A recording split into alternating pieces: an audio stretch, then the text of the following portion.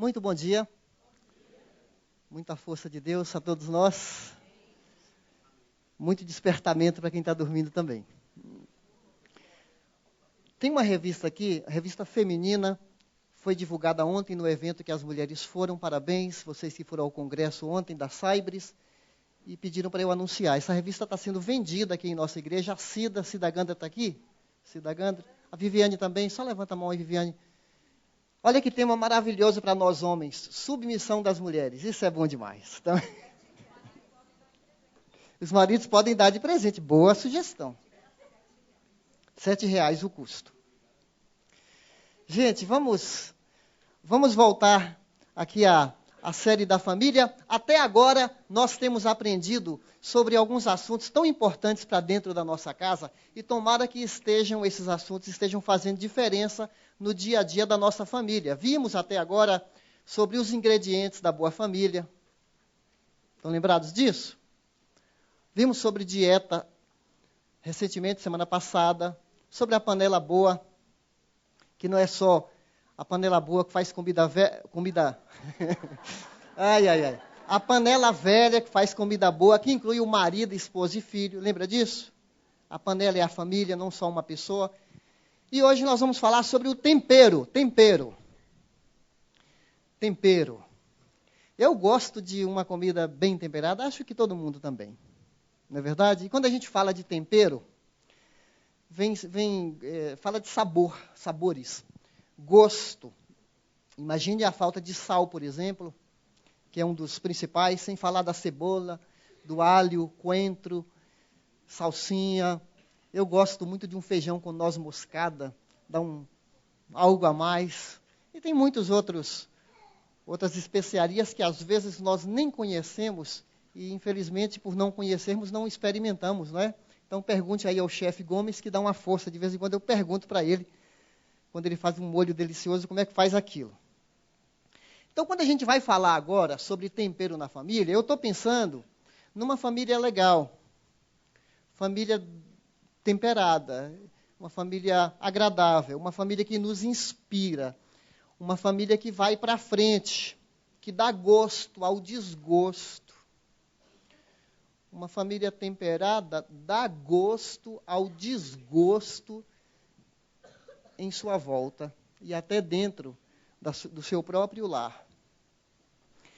Então, um tempero que faz toda a diferença na família é uma palavra que começa com a letra C de cebola, que é a palavra comunicação. Então, ao falar sobre tempero, família bem temperada, eu quero destacar porque conflito e comunicação andam bem juntos. Então, eu quero me deter a esse aspecto do lar. Relacionamentos bons, escuta só. Relacionamentos bons não acontecem por acaso. É como uma comida maravilhosa.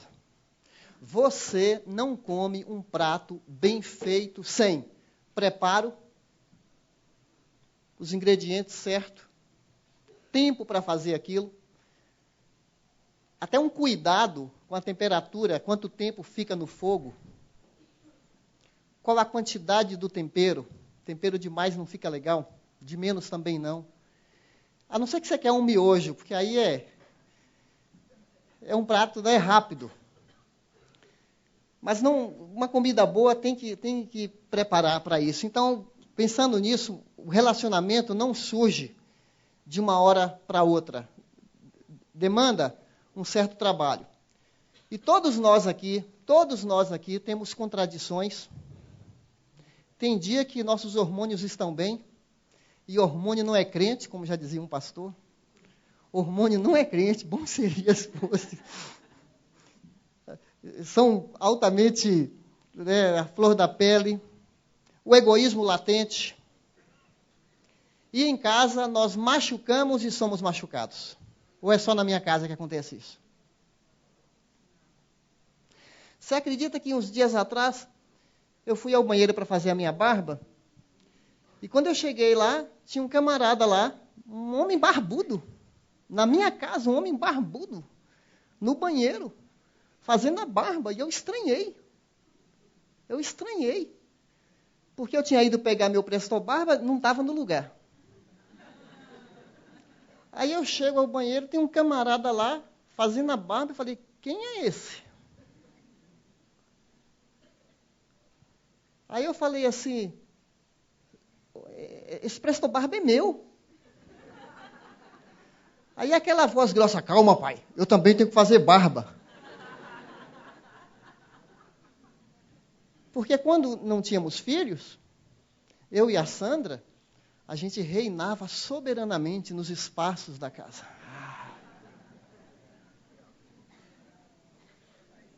2 banheiros para 2. Acontece que aí vem 5. Você vai usar um computador, pai, eu estou trabalhando aqui. Aí vem outro, pai, depois dele sou eu, pega a senha. Aí você, um domingo, por exemplo, que é alta tensão, né? Não sei na sua casa como é domingo de manhã, mas a gente está aqui de boa, todo mundo bonitinho. Às vezes tem umas rugas antes de vir para a igreja. Ou é só na minha casa que acontece isso, gente? E se você mora num apartamento da MRV, de 44 metros quadrados, que as pessoas vão se acotovelando umas às outras. Olha, eu não estou criticando quem tem apartamento da MRV. Deus abençoe, tá? Parabéns pela sua aquisição, mas que seja um trampolim para você ter um outro imóvel. Então, parabéns, mas pense depois em ter um espaço maior, porque virão os netos. Tá? E essa é uma fase boa.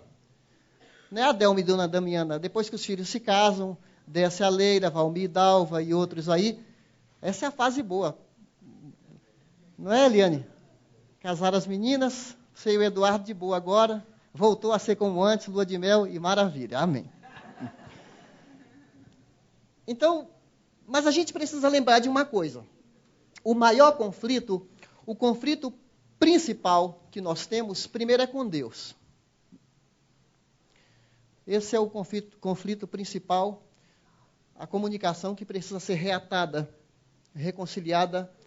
A primeira inimizade nossa é contra Deus, porque nós já nascemos inimigos de Deus, diz a Bíblia. Nós nascemos em pecado. Efésios capítulo 2 fala que Deus tomou uma providência monumental, uma providência grande demais para nos trazer de volta para Ele. Fala em Efésios capítulo 2 que Jesus veio para derrubar a parede de inimizade, para nos reconciliar um com o outro. Ele destruiu a inimizade, pois Ele é a nossa paz, por meio da cruz, Ele destruiu a inimizade. Nós éramos inimigos do Senhor. Você já reatou sua comunicação com Deus? Já restabeleceu esse contato de nascer de novo, de voltar para Deus, pedir perdão, convidar Jesus para dirigir sua vida? Porque quando a gente faz isso, na vertical, até a questão da cruz, aí depois na horizontal, nós podemos melhorar uns com os outros. E não estou falando só de família, não. Se depender de nós, nós vamos brigar, criar inimizades, piorar os relacionamentos, mas não precisa ser assim. É preciso novas atitudes para velhos e novos problemas. Romanos 12, 18 fala assim: façam todo o possível para viver em paz com todos. Romanos 12, 18. Vamos falar juntos? Façam todo o possível para viver em paz com os outros. Então, depende de um certo esforço de nossa parte para sermos pacificadores. Escuta bem o que eu vou te falar. Ao longo do que nós vamos desenvolver aqui, nós fomos chamados para sermos pacificadores. Se você é um provocador, uma pessoa que chama brigas, que gosta de brigar, de jogar gasolina, lenha na fogueira, é preciso rever seu jeito de falar. E não estou falando só da fala verbalizada, a fala falada. Tem outras falas que nós falamos muito mais forte do que a fala, que é a linguagem não verbal. Nós machucamos as pessoas, às vezes, com um olhar, com um gesto. Humilhamos também. Certa ocasião, eu estava num ambiente, os homens de um lado, as mulheres chegando, aí entrou um casal, e o cara se destoou da esposa, saiu lá, a mulher chegou assim, gente, e fez assim, ó. Todos os homens olharam, inclusive eu. Ela fez assim com a mão.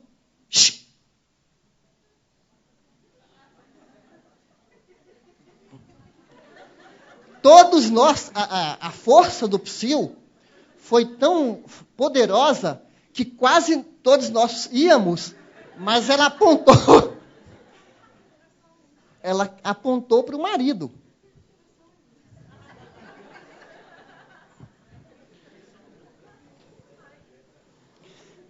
Essa revista aqui, gente, eu falei, se fosse comigo, a casa ia cair. Eu iria até obedecer na hora, né? Mas aí é que fica, se eu obedeço na hora, eu sou um banana. Se eu falo, o que é isso, eu sou ignorante. Olha como, às vezes, o conflito surge por causa de situações assim, que você fica sem saber o que fazer. Você fala alguma coisa, seu ignorante. Se você atende, é um banana. É a impressão. Vamos voltar aqui para o nosso assunto. O que eu estava falando mesmo?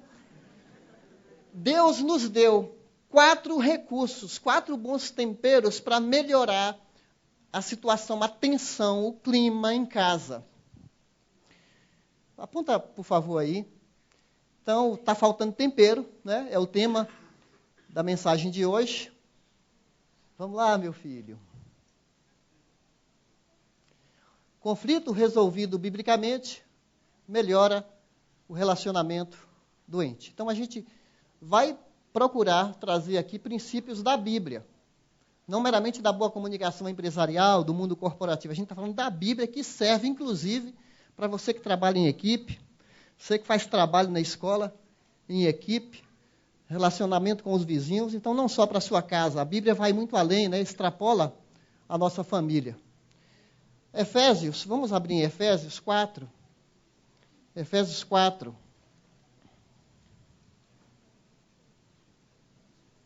Nós vamos ler o 22 ao 24. Não é esse o texto por enquanto, é uma introdução ainda, né? Efésios 4, 22.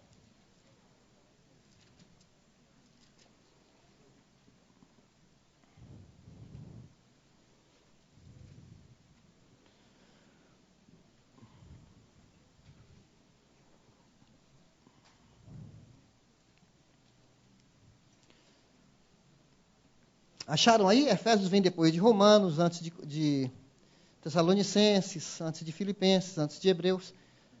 Efésios 4, vamos compartilhar a Bíblia? 4, 22.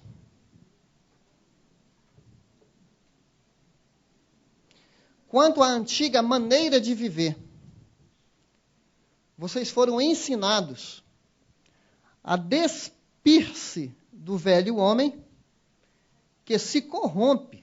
Olha, esse velho homem se corrompe por desejos enganosos, a serem renovados no modo de pensar e a revestir-se do novo homem criado para ser semelhante a Deus em justiça e em santidade provenientes da verdade. Tem 2 palavras muito fortes aqui que não dá para a gente aplicar em nossa vida essas leis da comunicação se nós não tivermos um novo coração.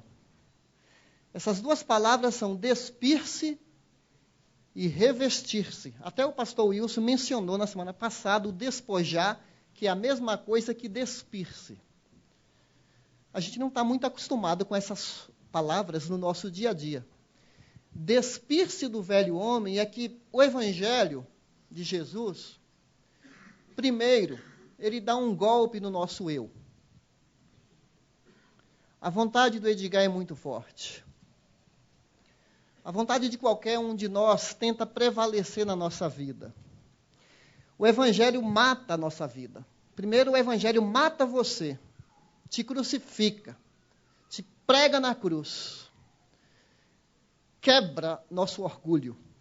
Primeiro, o Evangelho mata nossa vida, nosso ego, para depois o Evangelho nos dá uma nova vida.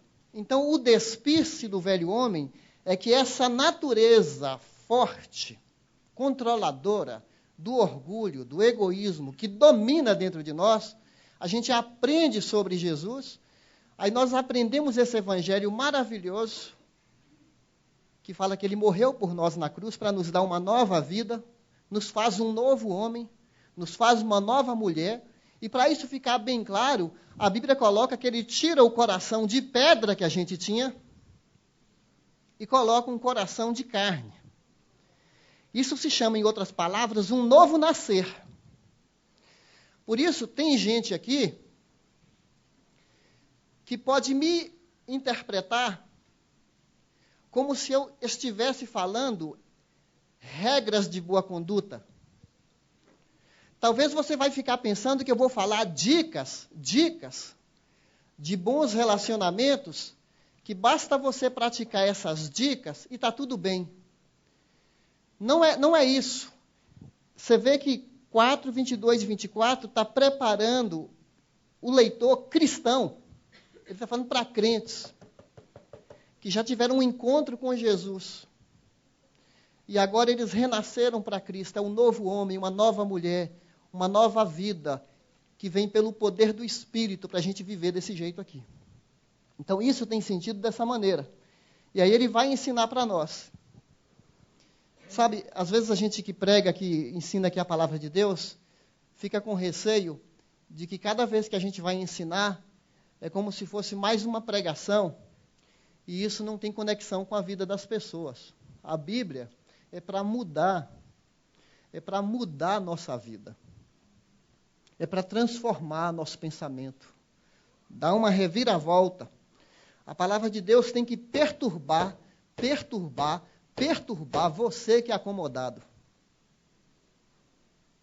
Tem que te deixar chateado. A gente não está aqui para te agradar.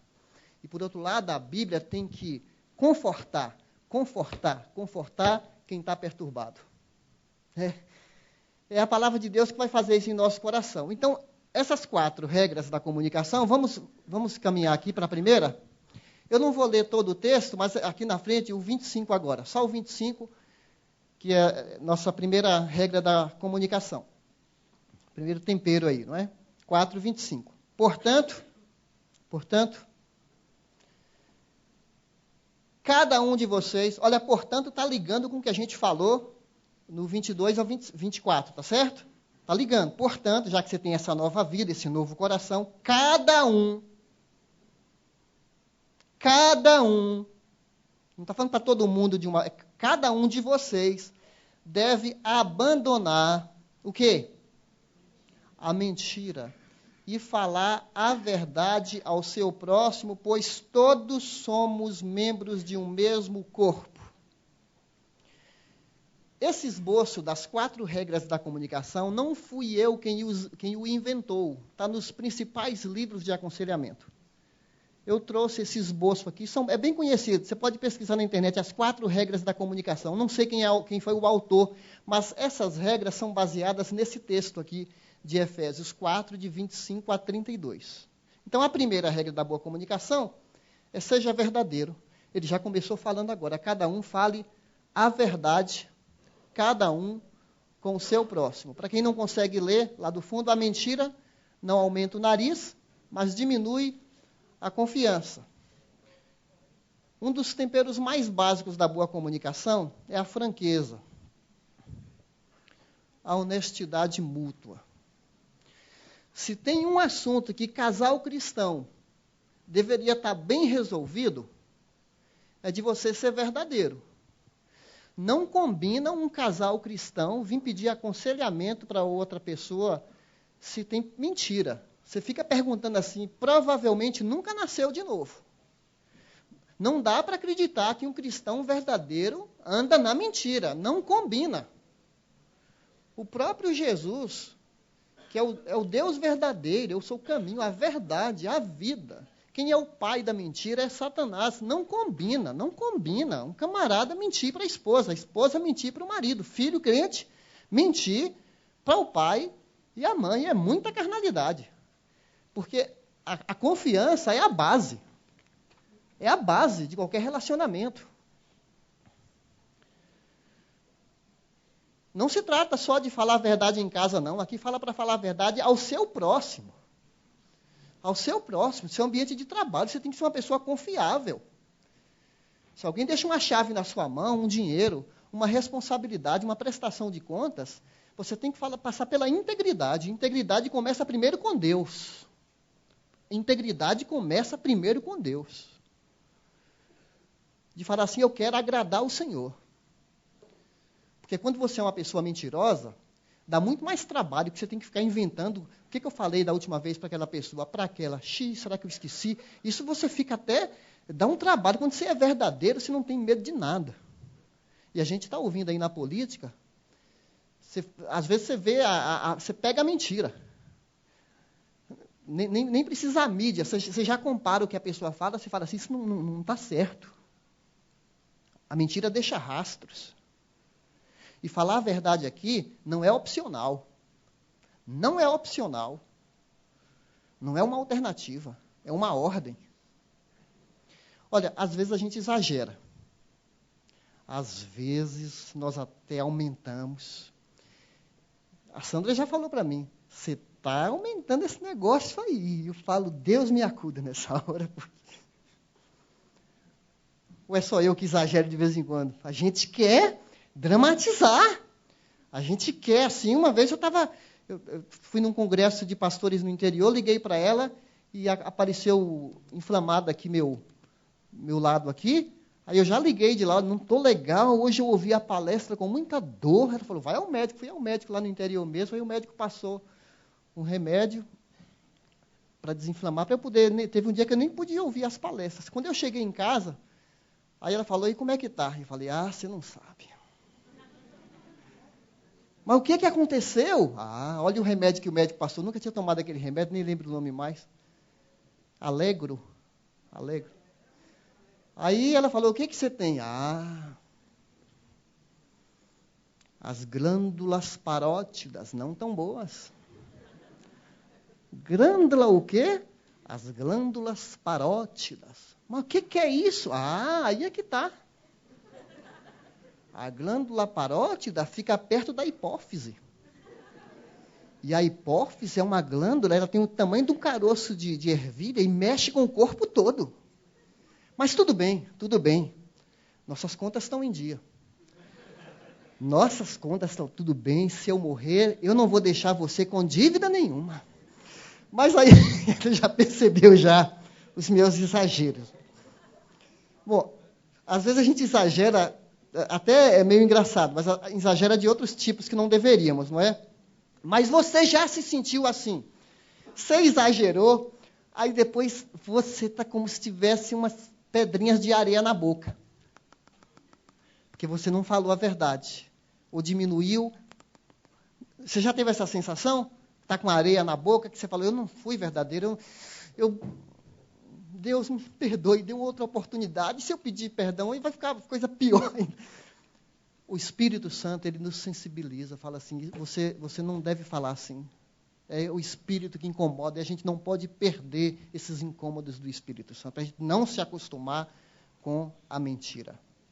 Tem um texto aqui. Opa, eu pensei que eu coloquei, que é uma frase que diz assim, verdade sem amor fere. Amor sem verdade engana. Juntos produzem paz e um relacionamento saudável. Uma moça chamada Bianca Toledo. A verdade é para ser comunicada de qualquer jeito? Eu sou verdadeiro, então eu falo na lata. Eu sou verdadeiro, não levo desaforo para casa. Não é assim. Você pode ser verdadeiro, mas sua verdade pode ser muito dura e pode machucar. Efésios 4,15, aqui no nosso texto, voltando um pouquinho, fala o que aqui no 4,15? Seguindo a verdade em dureza. É assim que está escrito? Seguindo a verdade com inflexibilidade. É isso que está escrito aqui? De que maneira está escrito aqui? Amor. Até mesmo a verdade precisa ser dita, bem dita. Você já ganhou uma discussão sendo um bom argumentador? Você já ganhou uma discussão? Às vezes a gente se torna como um advogado, prova por A mais B que a gente tem razão e ganha. Só que muitas vezes a gente perde a pessoa. A gente perde a pessoa. E aqui entre nós, as mulheres têm uma capacidade. Uma mulher, muitas mulheres, de modo geral, né, elas têm a capacidade de colocar o homem no bolso, de falar de um jeito que te esmaga. O jeito não é que vocês estão certas muitas vezes. A questão é a forma de falar. O jeito de falar. Não rosnar. Até já preguei sobre isso, fica até sendo repetitivo.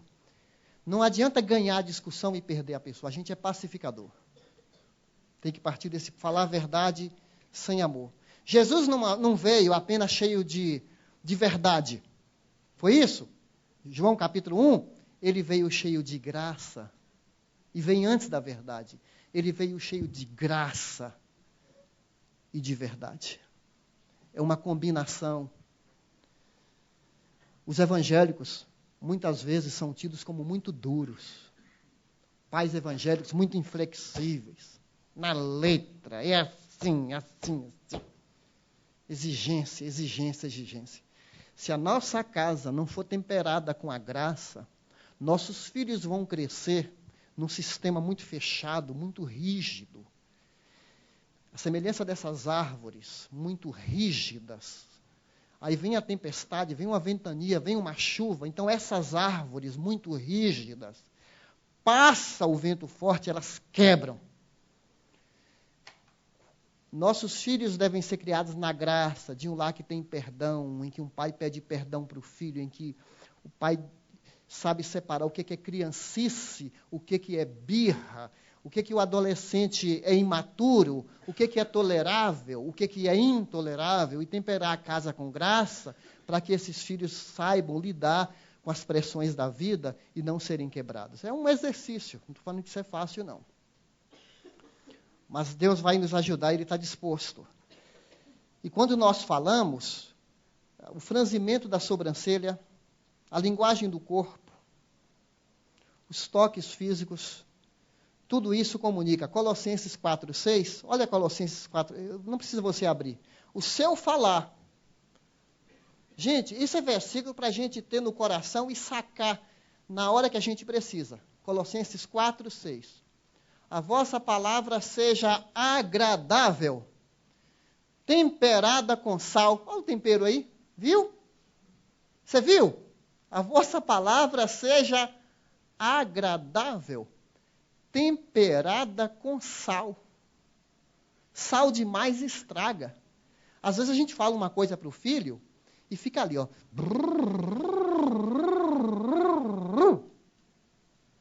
Sal demais. O marido para a esposa. O filho já falou, pai, chega. Entendi.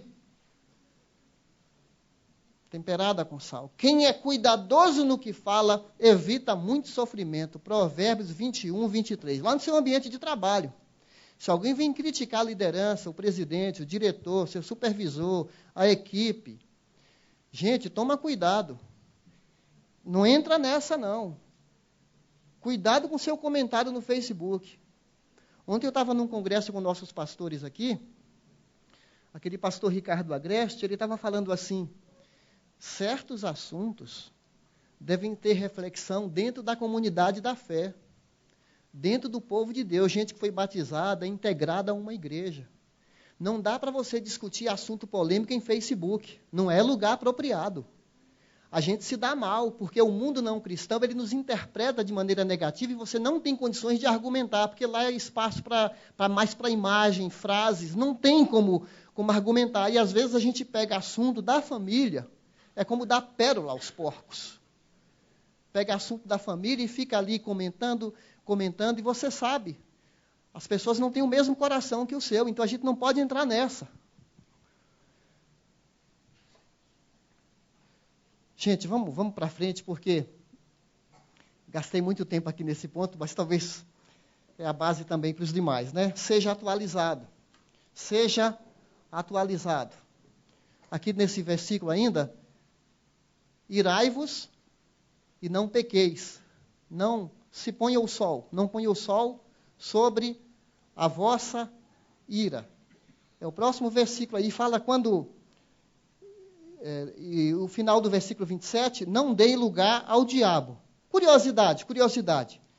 Por que fala para a gente irar e não pecar, e depois fala não deis lugar ao diabo?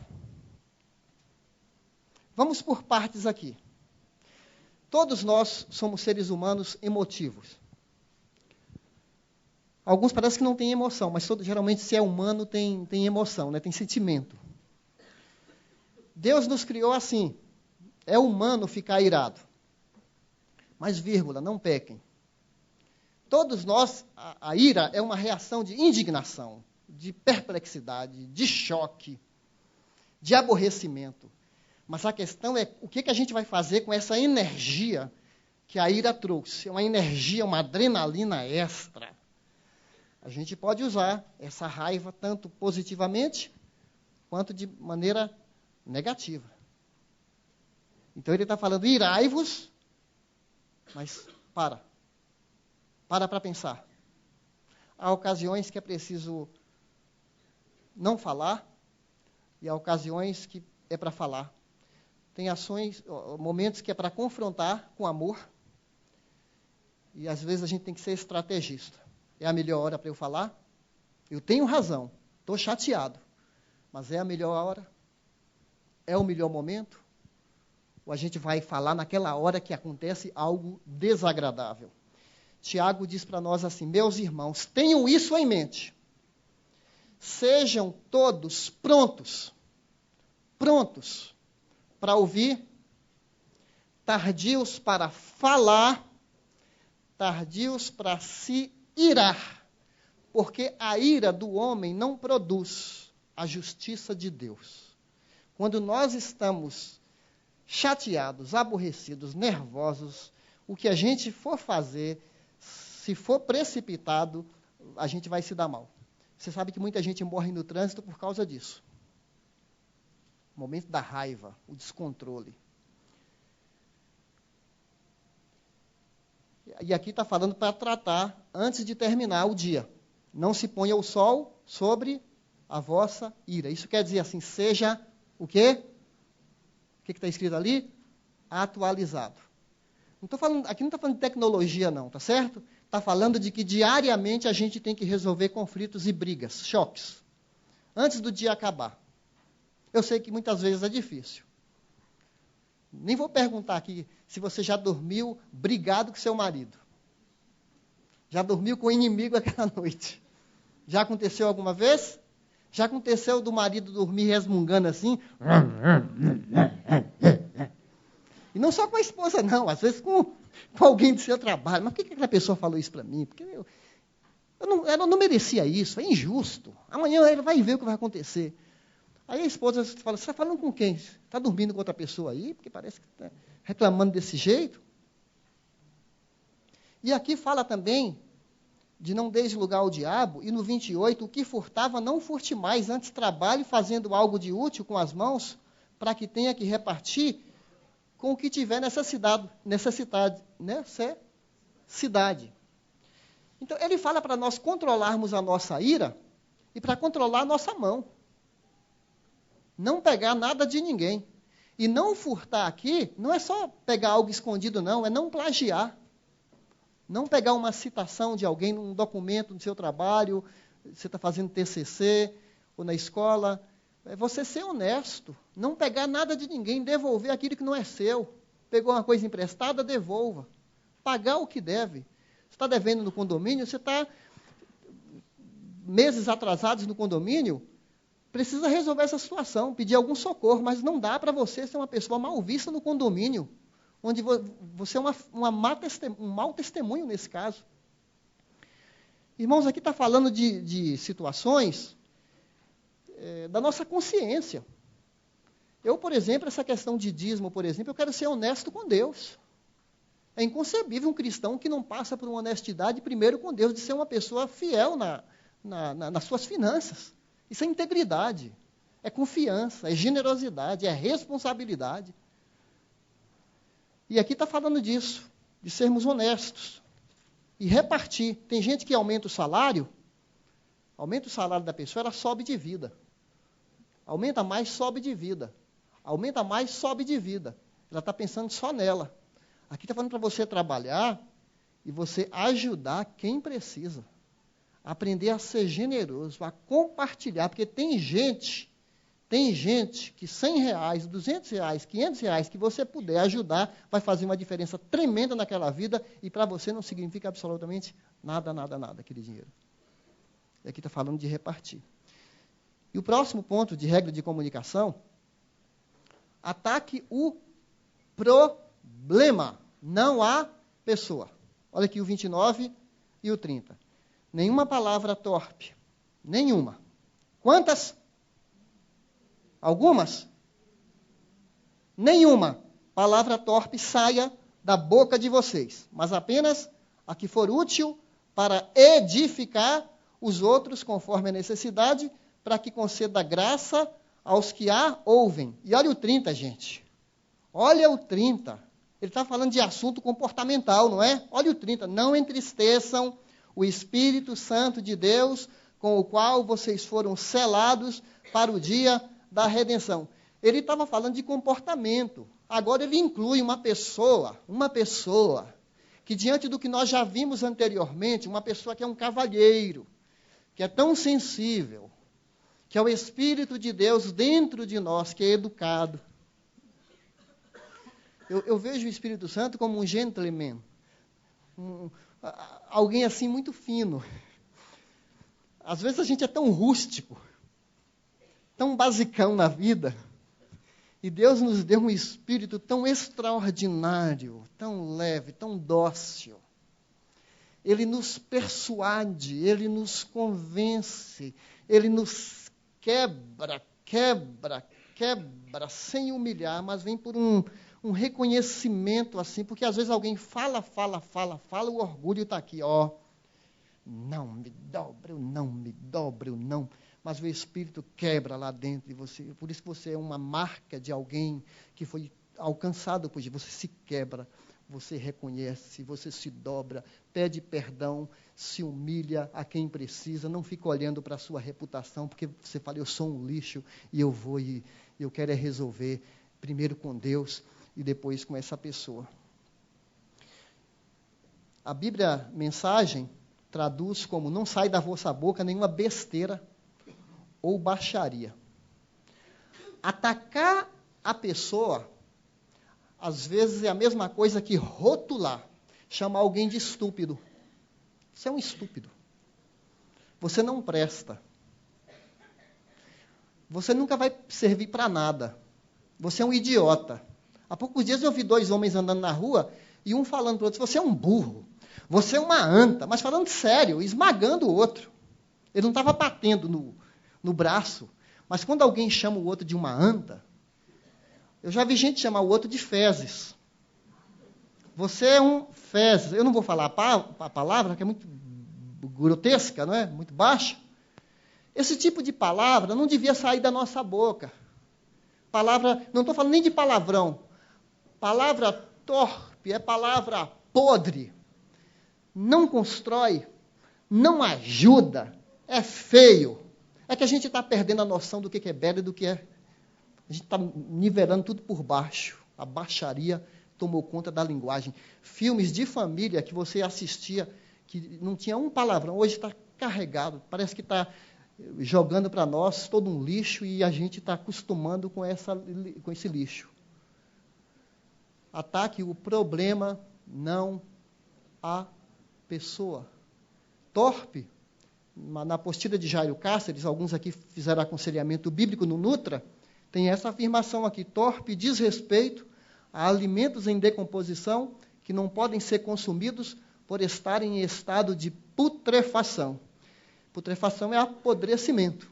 Às vezes a conversa está tão legal, alguém joga uma palavra tão feia que tira, né, o tempero do diálogo.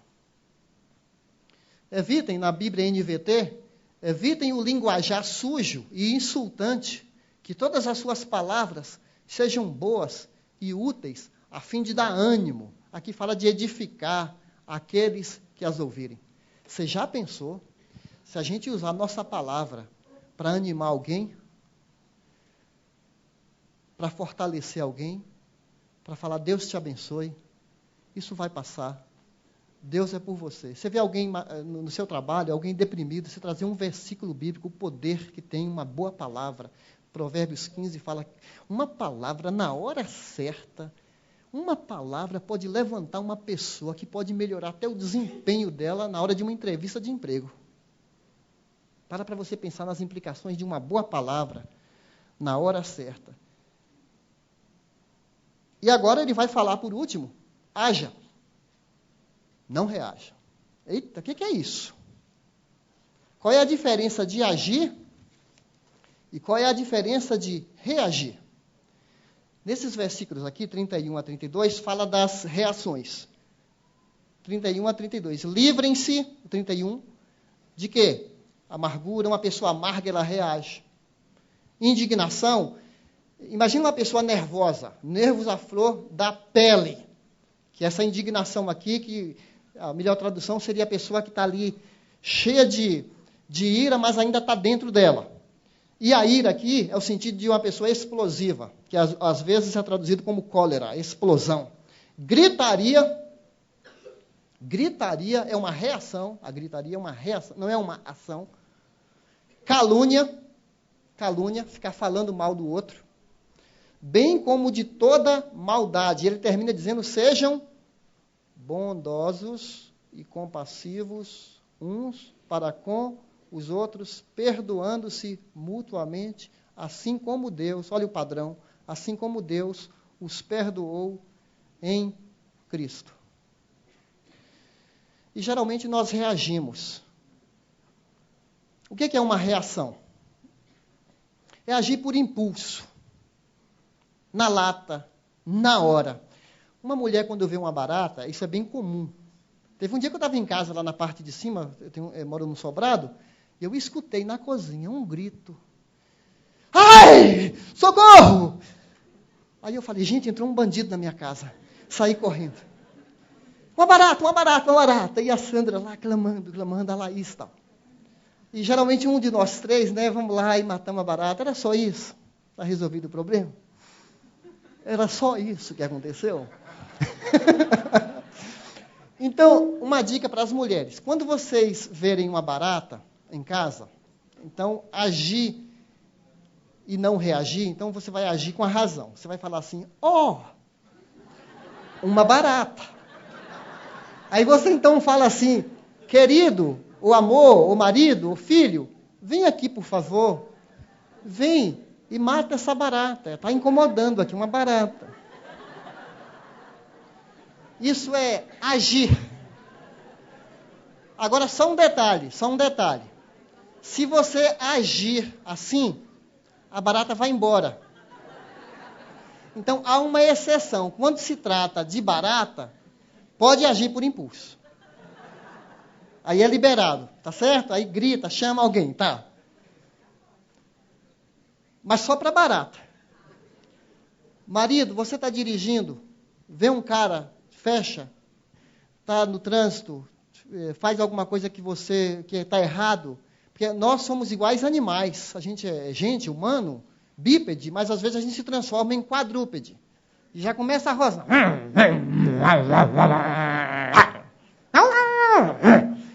Isso é agir por impulso. Teve uma pessoa que falou para mim essa semana, pastor, se você andasse com os membros da sua igreja, Eu queria ver você andando com pessoas da sua igreja para ver como tem gente que não está nem aí com o que vocês ensinam.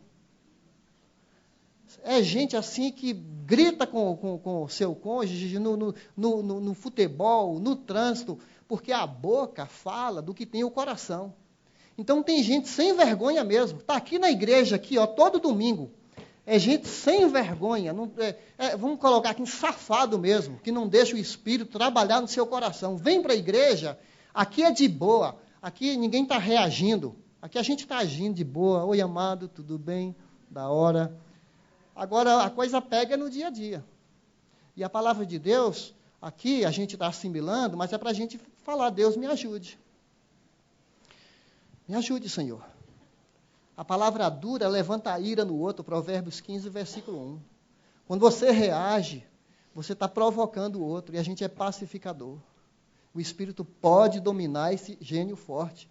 Irmãos, eu não estou me colocando de santo, não. Às vezes eu me descontrolo. Quando vai estar dando 10h30, 11 da noite, que eu subo a escada, quando é um dia cansado, eu já acordo 6 da manhã, 10 para 6. Mas quando dá umas 11 da noite, eu vou me transformando no lobisomem. Aí eu já subo a escada, já começo a pensar lá, e o pai está bravo, pelo andar do pisar na escada. E aí franzo aqui, ó. Aquela transformação do lobisomem vai começando assim. E esse celular aí? Não vai desligar, não? E esse barulho? E esses jovens que gostam de música alta? Eu já estou ficando muito sensível, não gosto de barulho. E esse barulho aí? É uma aprendizagem para mim. Eu preciso rever. Às vezes vai tomando a gente e vou pedindo, Deus me ajude a falar com amor. Não é porque eu sou o sacerdote da casa que eu vou destratar, né? Falar com raiva. Olha esse WhatsApp aqui que mandaram essa semana. WhatsApp não. Deixa eu ler isso aqui antes.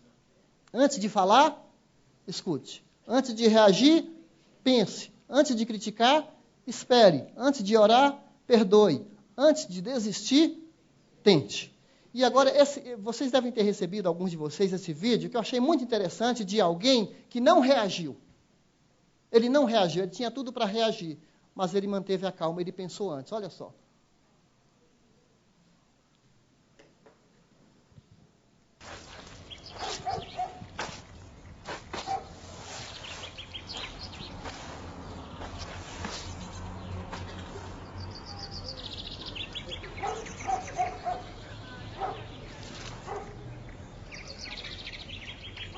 Hi. Patience. Pass it on. A message from the Foundation for a Better Life.